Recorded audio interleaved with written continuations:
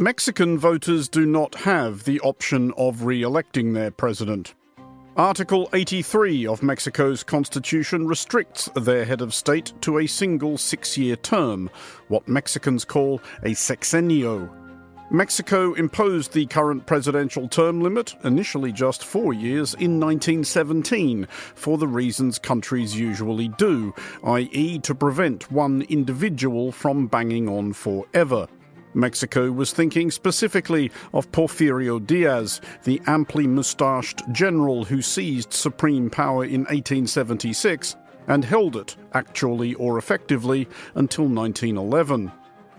Since a period of riotous instability between the 1910s and the 1930s, one hapless president, Pedro Lascurain, held office less than an hour, the 6-year term has proved a reliable institution. In that, every president since Lázaro Cárdenas in 1934 has served it and pushed off uncomplainingly when their hitch is up. The fact that one party, the Institutional Revolutionary Party, held the office from 1929 to 2000, while somewhat repetitive, further entrenched the tradition of a seamless handover. Incumbent President Andrew Manuel López Obrador of the National Regeneration Movement, better known as Morena, will doubtless go quietly when his term ends in September, but may do so with a wistful sigh at his approval ratings, a bountiful 60%. Had he been permitted to stand in this past weekend's presidential election, he would nigh certainly have won it. President Obrador, AMLO, as he is clearly largely affectionately known, will be deriving some consolation from the knowledge that he will be handing over the presidential sash and the keys to the National Palace to his preferred successor. Morena's Claudia Sheinbaum is an environmental scientist by trade, more recently mayor of Mexico City, as AMLO was before her. She will be a traditionally macho country's first female president and an overwhelmingly Catholic country's first Jewish president. She won by a street, the nearly 60% of the vote she attracted, an uncannily accurate echo of AMLO's approval rating. Mexico! Viva Mexico! Viva Mexico!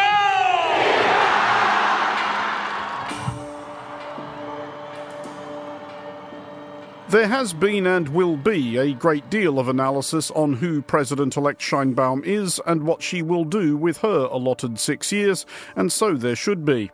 Her elevation to the presidency makes Mexico the second largest country, after Brazil, ever to have elected a woman as its head of state.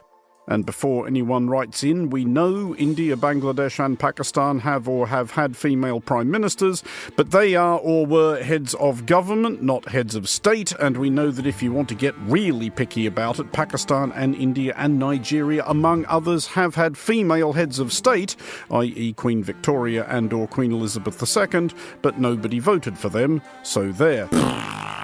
But before President Sheinbaum is sworn in, it is worth reflecting on the term of her predecessor and what Mexican voters seem to be hoping they'll get 6 more years of.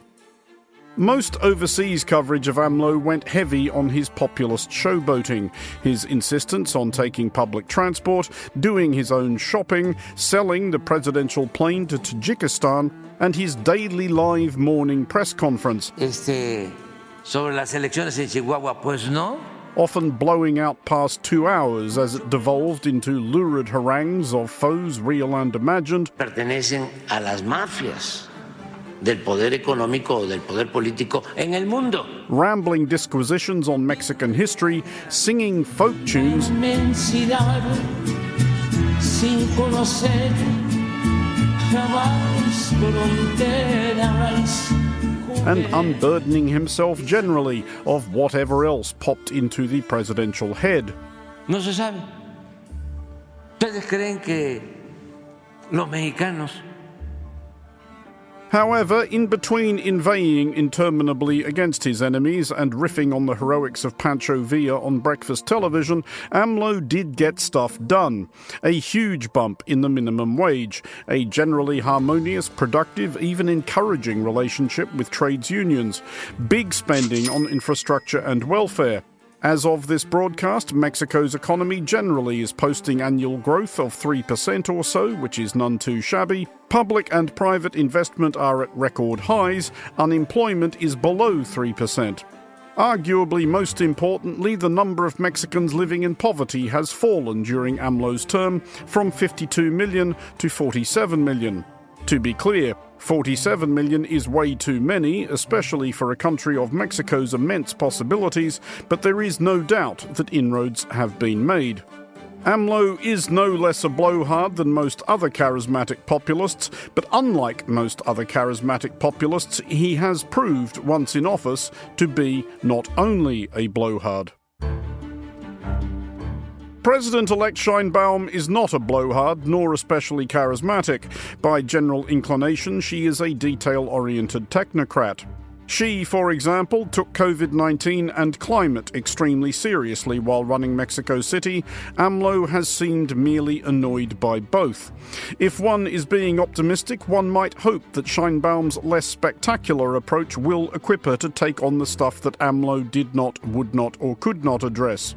An amount of general democratic backsliding, an indifference to the quite extraordinary annexation of chunks of Mexico's economy by Mexico's military, and rampant violence related to the drug trade. On AMLO's watch, at least 175,000 people have been murdered, 43,000 more reported missing, and both are likely undercounts. Authorities in Mexico say 10 bodies have been found scattered around the once popular tourist destination of Acapulco. Officials have linked the increase in violence to drug cartels, and the gruesome discoveries come less than 2 weeks before Mexico holds its presidential election. This election campaign itself had casualties. Perhaps 40 candidates in various contests across Mexico were killed, and the mayor of the Michoacan town of Cotilla, Yolanda Sanchez, was assassinated along with her bodyguard earlier this week. It is common for charismatic populists to be followed into office by quieter, calmer figures, but they're usually quieter, calmer figures who are also their opponents, to whom a weary nation has turned. President-elect Sheinbaum is about as different from her predecessor as a political ally can be. We're about to find out whether Mexico's voters value substance as much as style. For Monocle Radio, I'm Andrew Mueller.